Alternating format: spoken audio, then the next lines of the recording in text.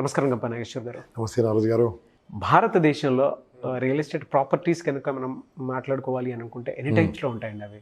And ఇవాళ చాలామంది videos చూసిన తర్వాత కూడా రియల్ ఎస్టేట్ రంగంలో రాణించాలనుకుంటున్నాము, క్లాసెస్ జాయిన్ అయ్యి మంచి నాలెడ్జ్ తెలుసుకున్నాము, 10 మందితో మాట్లాడుతున్నాము, బయటికి వెళ్తున్నాము, స్వతహాగా మా కాళ్ళపై మేము నిలబడేటువంటి అవకాశాన్ని కల్పించినందుకు థ్యాంక్ యూ అని చెప్పేసి చెప్తున్నారు చాలా మంది. సో అందులో కొంతమంది కొన్ని డౌట్స్ పెట్టడం, అందులో భాగంగానే నేను మిమ్మల్ని అడుగుతున్నాను. భారతదేశంలో ఎన్ని రకాల టైప్స్ ఉన్నాయి అంటే రియల్ ఎస్టేట్ ప్రకారం? మనం టైప్స్ మాట్లాడుకునే ముందు నా భారతదేశం గురించి మాట్లాడుకుంటే ప్రతి దేశము భారతదేశాన్ని ఆక్రమించుకోవాలని వచ్చింది. ప్రతి దేశం కూడా అండి, అక్కడ నుంచి వచ్చినా ఇక్కడ నుంచి వచ్చినా ఎవరైనా సరే భారతదేశాన్ని భారతదేశం మీద యుద్ధాలు చేసి ఆక్రమించుకున్నా అంటే అంత అద్భుతమైన ల్యాండ్ భారతదేశం, అంత అద్భుతమైన బంగారు గని భారతదేశం. ప్రతి ఒక్కరికి అక్కడ పోర్చుగీస్ వానికి, ఇక్కడ బ్రిటిష్ వానికి, ప్రతి ఒక్కరికి మన దేశమే కావాలి. అంటే మనం డిమాండ్ కాదు, బయట దేశాలు కూడా మన డిమాండ్ అని తెలుసుకోండి. తర్వాత మనం యుద్ధం చేసి మన స్వతంత్ర యుద్ధంతో స్వతంత్ర పోరాటంతో గెలిచి మనం సాధించుకున్నాం. కానీ భారతదేశంలో ఉన్న ల్యాండ్ వాల్యూ ఈజ్ అద్భుతమైన వాల్యూ. ఇది బంగారు నేల, అద్భుతమైన నేల, గనుల నేల. ఎంత పవిత్రమైన నేల అంటే ఇక్కడ గాలి పీలిస్తే చాలు పాపాలని పోతాయి నేల. సో ఈ నేల ప్రతి ఒక్కరికి కావాల్సింది. మరి ఎవరికో కావాల్సినప్పుడు మనకెందుకు అక్కర్లేదు, ఇక్కడ ఉన్న వాళ్ళకి మనకెందుకు అక్కర్లేదు? అది ఆలోచించుకుంటే మిత్రులారా, భూమిని నమ్ముకున్నవాడు ఇంతవరకు ఎవరు చెడిపోలేదు. ఓకే, మన భారతదేశంలో ఎలా ఉందంటే ఒక్కసారి ఢిల్లీ వెళ్ళి చూసిరండి. ఓల్డ్ ఢిల్లీ, న్యూ ఢిల్లీ, గోర్గాం ఏమైందండి, 100 కిలోమీటర్లు వెళ్ళిపోయింది, ఆల్మోస్ట్ 100 దాటిపోయింది. ఒక రాష్ట్రమే చేశారు ఢిల్లీని. వై?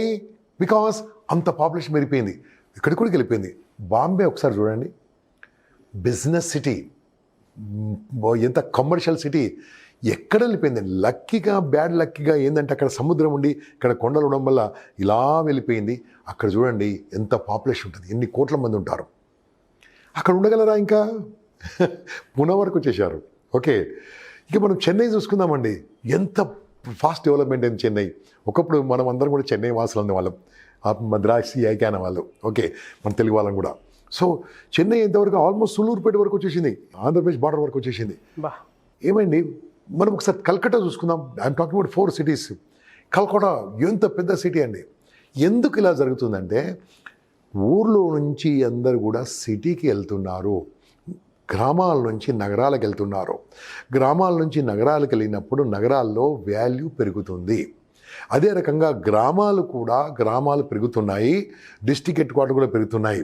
అంటే ఎక్కడైతే జనాభా పెరుగుతుందో, ఎక్కడైతే ఆదాయ వనరులు పెరుగుతున్నాయో అక్కడ రియల్ ఎస్టేట్ వ్యాపారం పెరుగుతుంది, డబ్బు విలువ అద్భుతంగా ఉంటుంది.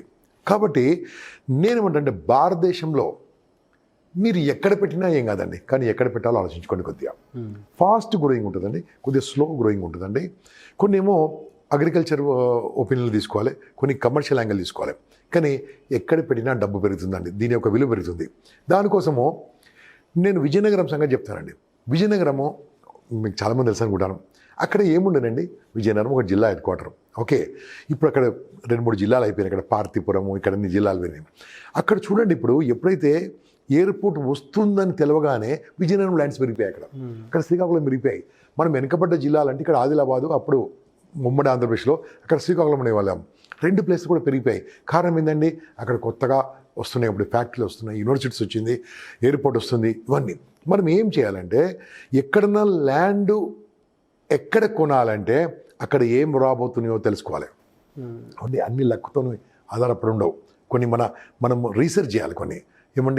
కొన్ని మాత్రం ఆటోమేటిక్గా లక్కు పెరుగుతుంది. ఎగ్జాంపుల్గా ఎప్పుడో 40 ఏళ్ళ క్రితం శంషాబాద్లో ఉన్నవాళ్ళు శంషాబాద్లో కోట్లాది పరుడయ్యారు. కారణం ఏంది, శంషాబాద్లో ఎయిర్పోర్ట్ వచ్చింది కాబట్టి. They don't know. ఇది కూడా అంతే కదా. కాబట్టి మీరు కొద్దిగా రీసెర్చ్ చేసేసి ఎక్కడేం రాబోతుంది, అక్కడ జలవనరులు అంటే నీటి అక్కడ ఉంటే మాత్రము కంపల్సరీ సిటీ వస్తుంది. ఒకసారి చూసుకోండి, మన చరిత్ర, భారతదేశం చరిత్ర చూసుకోండి. ఏ నగరమైనా నది పక్కనే ఉంది చూసుకోండి. ఆల్మోస్ట్ ఎక్కడ చూసుకోండి మీరు, అంటే ఆ నదీ పరివాహక ప్రాంతంలోనే మంచి మంచి నగరాలు ఉంటుంది. ఇక్కడ రాజమండ్రి మహేంద్రం తీసుకోండి, ఇక్కడ హైదరాబాద్ ఒకప్పుడు మూసీ ప్రాంతం అనుకోండి, అక్కడే కోల్కతా తీసుకోండి, గంగా నది అనుకోండి, ఎక్కడైనా సరే. కాబట్టి ఆ నీటి పారుదల ఎలా ఉంది చూసుకోవాలి. చూసుకున్న తర్వాత అక్కడ ఏమి ఇండస్ట్రీస్ వస్తున్నాయి, ఎటువంటి విషయాలు వస్తున్నాయి, గవర్నమెంట్ ఏమి అనౌన్స్ చేయబోతుంది, ఎలా వస్తుంది, మీరు అబ్జర్వ్ చేసింది, మీరు రీసెర్చ్ చేయండి. మీరు అమ్మడం ఏదో అమ్మొచ్చండి, కాదు, రీసెర్చ్ చేయండి. రీసెర్చ్ చేసినప్పుడు తెలుసా, you are a professional real estate consultant. అందరు రియల్ ఎస్టేట్లో ఉన్నది అమ్ముతూ ఉంటారు. మీరేం చేస్తారు తెలుసా, రీసెర్చ్ చేసి 10 ఏళ్ళ తర్వాత, 10 ఏళ్ళ తర్వాత, 5 ఏళ్ళ తర్వాత, 9 ఏళ్ళ తర్వాత అక్కడ ఎలా ఉండబోతుందో ముందు చూపుతోని ఆలోచించుకొని చేస్తే అది అద్భుతంగా ఉన్నది. నేను చెప్తున్నాను, భారతదేశం విశ్వగురువు రాబోతుంది, భారతదేశం ప్రపంచంలో నంబర్ 1 కాబోతుంది అని నేను చెప్పలేదు, ఒక అమెరికన్ ఎకానమిస్ట్ చెప్పాడు. There will be 3 countries will rule the world by 2035 అన్నాడు. And he said very clearly, by 2035 I cannot say 2 countries but 1 country is India which will rule. నాలెడ్జ్లో కానీ, వాళ్ళ పనితనం కానీ, అక్కడ యూత్ కానీ టోటల్ వరల్డ్ని శాసించే పరిస్థితికి వస్తున్నారు. అటువంటి పరిస్థితి మన దేశంలో చేర్చుకోదా? ఎక్కడ కూడా ఎన్ఆర్ఎస్ అందరూ కూడా they are investing in India only. ఎక్కడున్నా సరే డబ్బు ఇక్కడున్న సేఫ్ ఎక్కలేదు కాబట్టి ప్రభుత్వం మనకి ఏదే రకంగా అయితే మనకు ఒక సెక్యూరిటీ ఇస్తుంది కాబట్టి అందరు ఇక్కడ ఇన్వెస్ట్ చేస్తున్నారు. సో మిత్రులారా, మీరు ఎక్కడున్నా సరే 1 ఎకరం 2 ఎకరాలు కొనండి, రైతులకు అక్కడ ఒక ఆదాయం చూపించే విధంగా చేయండి. మీరు కూడా పంటలు పండించండి, పాలిఫార్మింగ్ చేయండి. చూశారు కదా కొన్ని సినిమాలు అగ్రికల్చర్లో ఎలా చేశారో, మీరు కూడా అలా మంచి పేరు తెచ్చుకొని బాగా సంపాదించుకొని బాగా చేసి, ఏమండి మనము సంపద అంటే ఏం తెలుసా, భూమిని వాడి సంపద పరుడు ఫ్యూచర్లో. కాబట్టి అటువంటి భూమిని అక్వైర్ చేసుకోవడం మొదలుపెట్టండి. ఎలా సార్, అంటే ఎటువంటి ప్రాపర్టీస్ని అక్వైర్ చేసుకోవాలంటారు? నేను ఫస్ట్ ఏమంటే తెలుసా, ఉండడానికి ఏంది, ఫస్ట్ ఫ్లాట్, తర్వాత ప్లాటు, తర్వాత విల్లా. ఓకే, విల్లాలు వచ్చారు అనుకోండి, యూఆర్ స్పేషియస్గా ఉన్నారు. ఇప్పుడు నెక్స్ట్ ఏంది, agriculture farming, agriculture land acquire చేయాలి. ఇప్పుడు when you have money, don't invest all money in 1 pocket. కాబట్టి ల్యాండ్ మీద ఇన్వెస్ట్ చేయడం మొదలు పెడితే చాలా అద్భుతంగా ఉంటుంది. ఒక 100 ఎకరాలు, 50 ఎకరాలు, 30 ఎకరాలు మన గవర్నమెంట్ రూల్స్ ప్రకారం ఒక 2 ఎకరాలను కొనిపెట్టండి. ఎక్కడ దగ్గర కొనిపెట్టి అక్కడ ఉన్న రైతులకు కౌలుకి ఇవ్వడమో, వాళ్ళకు ఆదాయం చూపించేది చేయడమో, లేకుంటే మీరే వెళ్ళి అక్కడ ఒక ఫామ్ హౌస్ కట్టుకొని లేదా ఒక గెస్ట్ హౌస్ కట్టుకొని ఉండడమో, 2 వారాలకు ఒకసారి వెళ్ళి రావడమో చేస్తూ ఉండండి. ఎంత అద్భుతంగా ఉంటుంది. అక్కడ గో సంపద ఇవ్వండి, పశువుల సంపద ఇవన్నీ కూడా పెంచుకోవచ్చు అక్కడ కదా. అక్కడ మనము కోళ్ళు పెంచుకోవచ్చు అండి, కావాలంటే ఒక మనిషిని పెట్టుకోండి కూడా. ఊరు కోళ్ళకి చాలా డిమాండ్ ఉంటుంది కూడా. ఓకే, ఈ రకంగా మనం దాన్ని డెవలప్ చేసుకోవచ్చు. కాబట్టి అగ్రికల్చర్ను డెవలప్ చేస్తే the best culture in India is the agriculture. Best culture in India is agriculture. కాబట్టి అటువంటి అగ్రికల్చర్ కూడా ఫస్ట్ కాదండి, 1 by 1. ఇది సిటీలో ఉన్నవాళ్ళు, కానీ ఊర్లో ఉన్నవాళ్ళు అగ్రికల్చర్ ఇస్ మెయిన్ అండి. తర్వాత మీరు ఇలా వీళ్ళ వరకు రండి. Okay, this are what I want to say. Thank you sir, thank you so much. అయితే క్లాస్కి ఎన్రోల్ చేసుకోవాలి అని అంటే ప్రాసెస్ ఏంటి? రియల్ ఎస్టేట్కి సంబంధించి వాళ్ళు చాలా మంది బ్యాచ్ అడుగుతూ ఉన్నారు. ఎలా? Friends, this is world of money, world of prosperity అండి. మీరందరూ కూడా వెల్కమ్. మీరు దీంట్లో కట్టే ఫీజు నిమిత్త మాత్రం, నామమాత్రం. ఎవరు కూడా ఇంత అద్భుతంగా, ఇంత ఇన్డెప్త్గా నేర్పరు. చాలామంది ఏదో చెప్తూ ఉంటారు. మీరు ఈ ఫీజు కట్టగానే మీకు Monday to Saturday online class ఉంటుందండి. Everyday night 9 to 10. అప్పుడు మీరు ఫ్రీగా ఉంటారు కదా. కానీ ఎవరు 10కు వదిలిపెట్టారు, 11:30 అవుతుంది. ఒకసారి మీ క్వశ్చన్ ఆన్సర్స్ తీసుకుంటాం. నేను, నా బృందం, నా యొక్క టీం మీకు మంచి ట్రైనింగ్ ఇస్తాము. సమ్ సక్సెస్ఫుల్ పీపుల్తోని technical, non technical, motivational, inspirational, information అన్నీ కల్పిస్తాం మీకు 5 రోజులు. 5 రోజుల తర్వాత ఒక్కరోజు మాత్రము మార్నింగ్ 9:30, 10 నుంచి ఈవినింగ్ 5:30 వరకు నాతో పాటు ఉంటారు. నేను, నా బృందం మీకు ఫిజికల్గా, అది ఆన్లైన్ అయిపోయింది కదా, ఫిజికల్గా మీకు ట్రైనింగ్ ఇస్తాం. ఫిజికల్ ట్రైనింగ్లో మొత్తం ఇన్డెప్త్గా మీ క్వశ్చన్ ఆన్సర్స్తో పాటు మీరు ఎలా క్యాన్వాస్ చేయాలి, ఎలా కన్విన్స్ చేయాలి, ఎలా క్లోజ్ చేయాలి, ఎలా ప్రాస్పెక్ట్ చేయాలి, ఎలా సైట్ విజిట్ చేయాలి, సైట్ విజిట్ చేసినప్పుడు ఎలా మాట్లాడాలి, ఇవన్నీ మీకు పర్సనల్గా నేర్పిస్తాను. వీలుంటే కొంతమందిని మా సక్సెస్ఫుల్ రియల్ ఎస్టేట్ కన్సల్టెంట్స్ను, బిజినెస్ పార్ట్నర్స్ని పిలుస్తాను అక్కడికి. You can share their experience, you can listen to their experience. దాని తర్వాత అక్కడ అయిపోదండి, మీరు ఒక సైట్ విజిట్ చేస్తే బాగుంటుంది. కాబట్టి సైట్ విజిట్ 2 రకాలు ఉంటుందండి. ఎవరైనా సైట్ ఓనర్ కనుక పిలిచాడు అనుకోండి, అప్పుడు అప్ అండ్ డౌన్ వాడే పెట్టుకుంటారు. కానీ మీరు ఎక్కడైనా వెళ్దామంటే మాత్రము ఆ రోజు ట్రావెల్ ఖర్చులు మాత్రము మీరు భరించాలి. నేను తీసుకెళ్లే బాధ్యత నాది. నేను కానీ నా మనిషి కానీ ఉంటాడు. సో పలానా ఏరియా వెళ్ళండి, హైదరాబాద్ వెస్ట్ వెళ్దామా, హైదరాబాద్ నార్త్ వెళ్దామా, హైదరాబాద్ సౌత్ వెళ్దామా, హైదరాబాద్ ఈస్ట్ వెళ్దామా, మీరేనా అనుకోండి. నాకు అందరు వెంచర్స్ అన్ని పరిచయం కాబట్టి I can take their permission. మీరు అటు వెళ్దామంటే మాత్రము మీ ఇష్టమున్న దానికి వెళ్దామంటే మీ ఖర్చు, నేను తీసుకెళ్తా అంటే మాత్రం ఖర్చు నాది. ఇంకేందండి, అక్కడ భోజనంతో పాటు అలా తీసుకెళ్ళి మీకు హ్యాపీగా నేను మీకు నేర్పిస్తాను.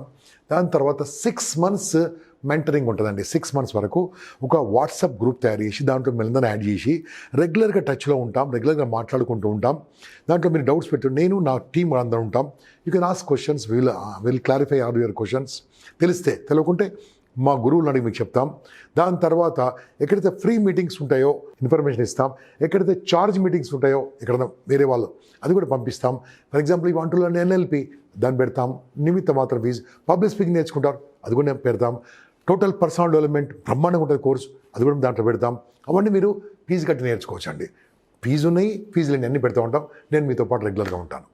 This is what I want to say. So real estate course ప్రస్తుతానికి ఎన్రోల్ చేసుకోవాలంటే స్క్రీన్ మీద కనిపిస్తున్న నెంబర్ సంప్రదించవచ్చు.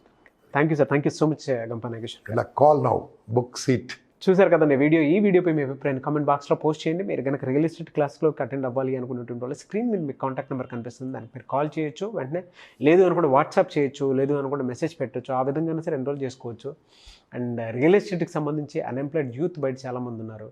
అండ్ ఎడ్యుకేషన్ అయిపోయిన తర్వాత కొంతమంది వేరే ఏ జాబ్ చేస్తే బెటర్గా ఉంటుంది, బిజినెస్ చేస్తే బెటర్గా ఉంటుందా, ఏ కెరీర్ చూస్ చేసుకుంటే బెటర్గా ఉంటుంది అనుకున్నటువంటి వాళ్ళు ఉన్నారు. అండ్ విమెన్స్ ముఖ్యంగా ఏ విధంగా ఇంట్లోనే ఉండి మనీ ఎర్న్ చేసుకోవడానికి అవకాశం ఉంటుంది అనుకునేటువంటి వాళ్ళు, త్రూ ఆన్లైన్ రియల్ ఎస్టేట్ ఏదైనా చేసుకోవడానికి అవకాశం ఉంటుంది అనుకునేటువంటి వాళ్ళు, రియల్ ఎస్టేట్ని కెరీర్గా చూస్ చేసుకుందాం అనుకున్నటువంటి వాళ్ళు స్క్రీన్ మీద మీకు కాంటాక్ట్ నెంబర్ కనిపిస్తుంది, దానికి కాల్ చేసి ఎన్రోల్ చేసుకోవచ్చు. ఒకవేళ మీకు కాంటాక్ట్ నెంబర్ కనెక్ట్ అవ్వట్లేదంటే మిస్టర్ నాగ్ అఫీషియల్ 1 అని చెప్పేసి నా ఇన్స్టాగ్రామ్ ఐడి ఉంది, మీకు ఇక్కడ కనిపిస్తూ ఉంటుంది. దానికి మీ పర్సనల్ మెసేజ్ పెట్టి ఇలా గంపా నాగేశ్వర్ గారి టీమ్ తోటి మాట్లాడదాం అనుకుంటున్నాము, లేదంటే ఎన్రోల్ చేసుకుందాం అనుకుంటున్నాం అనుకున్నటువంటి వాళ్ళు అలా మెసేజ్ పెట్టినా కూడా నేను సార్ టీమ్కి ఫార్వర్డ్ చేస్తాను. ఆ విధంగానే సరే మీరు అప్రోచ్ అవ్వచ్చు. వీడియో లైక్ చేయండి, షేర్ మాత్రం తప్పకుండా చేయండి. ఇలాంటి మరిన్ని వీడియోస్ కోసం మా ఛానల్ ఫాలో అవ్వండి. Thank you.